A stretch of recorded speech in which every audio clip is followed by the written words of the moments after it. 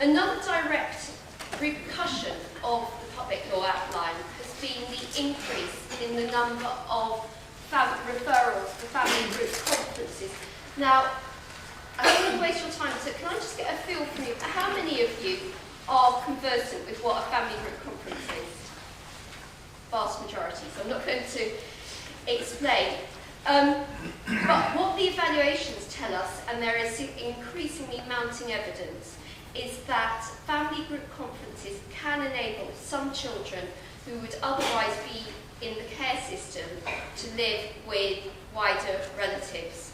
And they are able to make safe plans for the children. And we've got a guide on our website which I would encourage people to look at, which is specifically written for court officials, and it's been endorsed by Cassell and the Family Justice Council, looking at the use of family group conferences pre-proceedings or even within proceedings. However, it's because of our strong conviction based upon evidence of the benefits of family group conferences that I do have some concerns about their application at the moment. Firstly, it's very ad hoc whether families are being offered a family group conference. It's still the case that in about 50% of authorities in England there is no family group conference service.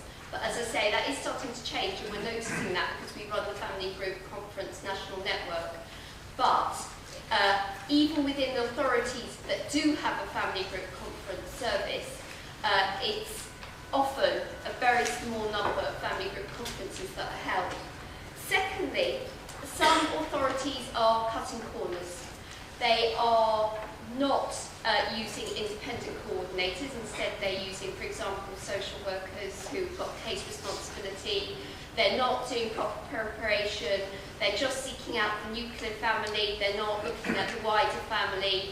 They're doing phone calls rather than going out and actually meeting the extended family and significant adults in the child's life.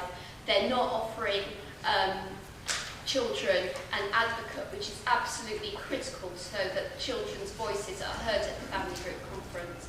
So although things on one hand are improving, we do have some real concerns that local authorities are claiming to offer it at times when actually what they're giving is short change to a family. Thirdly, family members are often not given clear legal advice prior to the family group conference.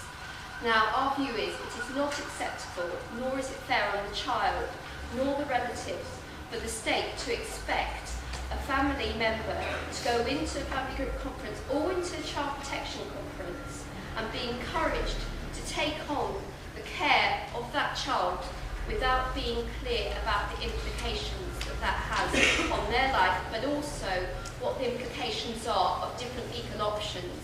And we are being inundated on our advice line by relatives who have ended up being encouraged to take on, for example, take out a residence order without any support, and then only later realising that actually that may not have been the best route for either the child or themselves. So if nothing else, I would encourage you, if you're working with families, to at least give them our advice line numbers so they can call us and we can go through the implications with them, and the advice numbers in your pack. We're also concerned that some authorities are using family group conferences to evade providing any reasonable court support packages to impoverished relatives. It was expected that following the initial dip in care proceedings, following the introduction of the PLO, we would see a rise in care applications. However, we understand from the Ministry of Justice that in the last few months there has been a very significant increase in care applications. Now, we can't say at this stage, and I think we have to be careful not to jump to conclusions, we can't say at this stage definitively whether this is because, in the light of ABP, local authorities are reviewing cases in their localities, and in doing so are bringing cases to court that arguably should have been brought earlier and appear to meet the threshold, or whether local authorities are acting defensively and bringing cases to court so that the decision as to whether or not a child remains at home rests with responsibility with the court rather than social workers. But I would suggest it's probably a combination of the two. It's hardly surprising that some social workers and social work managers are choosing to push responsibility for decision making to the courts. Given the blame culture that has dominated so much of the discussion about baby key, the fear of making the wrong decision can crowd out the need to apply professional judgment to make the right decision.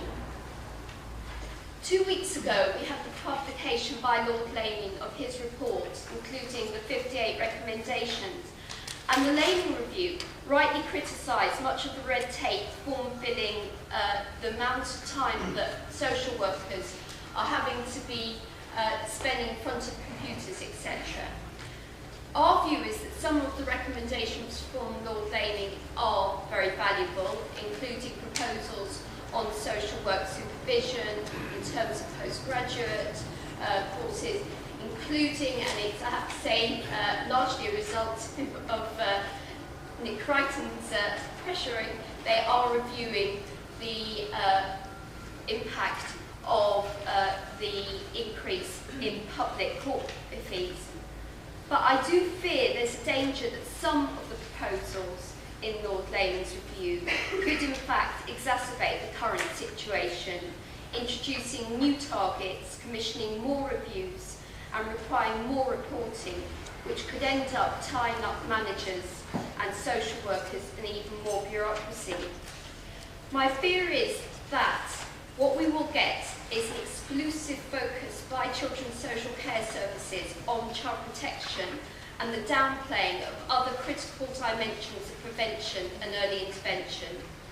I worry that we will see directors of children's services becoming obsessed to the exclusion of all else with two overriding goals: that no child dies under their watch and that school exam results continue to rise.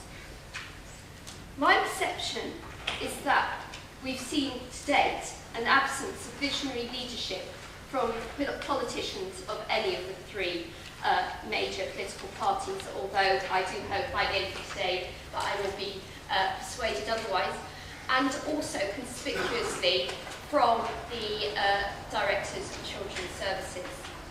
One of the only leaders in social care who has spoken out is Martin Airy, Chief Executive of Barnardo's, who's very publicly stated that the pendulum has swung too far and that more children should be taken into care. Now, unsurprisingly, I don't concur with his analysis. I'm just looking at here, not because I'm about to send a text, but because I'm just checking the time.